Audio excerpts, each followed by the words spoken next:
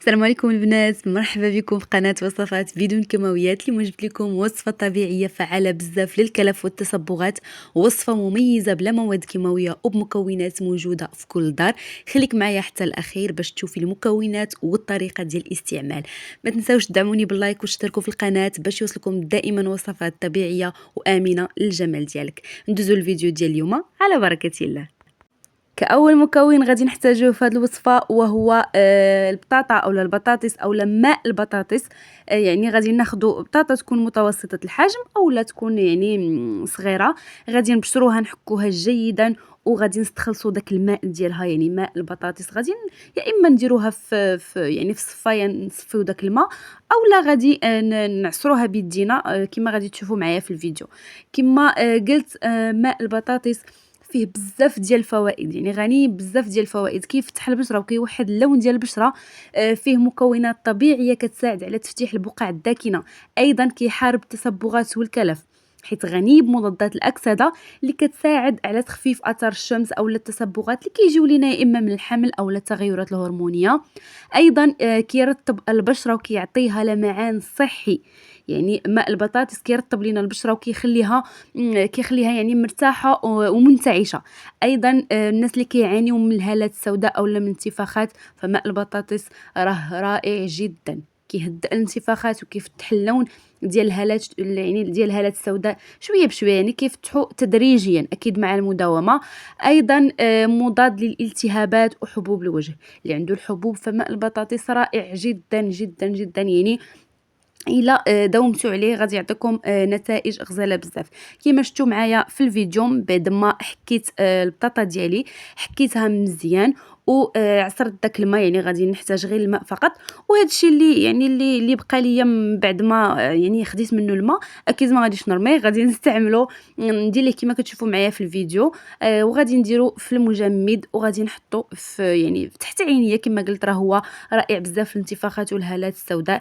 غادي نديرو يعني على هذا الشكل كما كتشوفوا، وغادي نحطو في المجمد حتى يجمد ليا مزيان، وغادي نديرو تحت عينيا واحد تقريبا 10 دقائق، من بعد غادي نحيدو.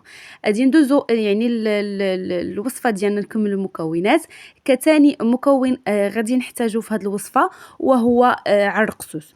عرقسوس فوائد ديالو لا تعد ولا تحصى، كيفتح البشره كيوحد اللون ديالها، يعني معروف بالفعاليه ديالو الكبيره في التفتيح، كيعاون بزاف في الكلف والتصبغات واثار الشمس.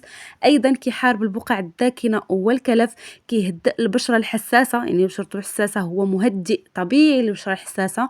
ايضا كيخلي البشره نقيه ومرتاحه، وايضا كيقلل من التجاعيد والخطوط الرفيعه، يعني رائع جدا عرقسوس الى تبعتوه. كثالث مكون غادي نحتاجوه وهو الحليب المجفف، اي ماركه متواجده عندكم تقدروا ديروها.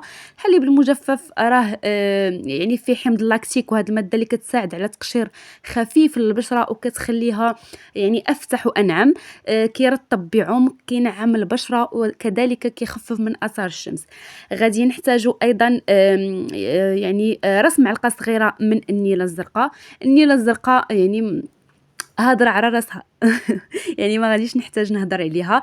كتفتح البشره، ايضا كتوحد اللون ديال البشره، كتنقي وكتصفي البشره، كتخلي البشره مشرقه ومرتاحه، كتساعد ايضا في ازاله الكلف والتصبغات. راه معروفه النيله الزرقاء بالفوائد ديالها، غير يعني من الاحسن تكون النيله الزرقاء يعني الاصليه، يعني الاصليه، يعني ما تكونش مغشوشه، حيت دابا ولينا كنشوفوا بزاف ديال النيله الزرقاء اللي كيكونوا مغشوشين او لا. المهم النيله الزرقاء تشريوها من مكان يعني اللي مولفي كتقداو من عنده تكون يعني مزيانه. غادي نحتاجو ايضا ملعقه صغيره من ماء الورد. ماء الورد معروف عليه كيشد المسام، ايضا كيفتح اللون، كيهدئ البشره، كيحارب التجاعيد، فهو غزال بزاف. غادي ندمجوا المكونات ديالنا جيدا، يعني ندمجوهم مزيان حتى يندمجوا لنا المكونات. من بعد غادي نطبقوا على البشره ديالي اللي غادي تكون نظيفه، ونخليه لمده ديال 20 دقيقه. غادي تداوموا على هذا الماسك هذا غادي يعطيكم نتائج غزاله بزاف مع المداومه. من طبيعه الحال غادي ديروه 3 مرات في الاسبوع وغادي يعطيكم نتائج زوينه بزاف. وهذه كانت الوصفه ديالنا ديال اليوم، كنتمنى تنال الاعجاب ديالكم. جربوها وشاركوني تجاربكم في التعليقات. ما تنساوش ديروا لايك وتشتركوا في القناه وتفعلوا الجرس باش يوصلكم كل جديد من وصفات بدون كيماويات. نتلاقاو في فيديو جديد ان شاء الله بحول الله. تهلاو ليا في راسكم، والسلام عليكم ورحمه الله تعالى وبركاته.